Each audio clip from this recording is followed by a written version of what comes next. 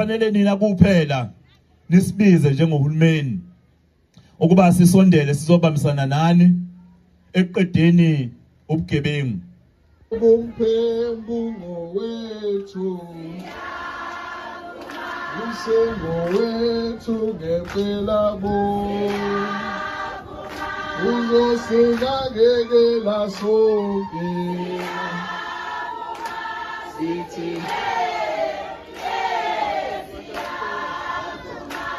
ngoba umphembulo wethu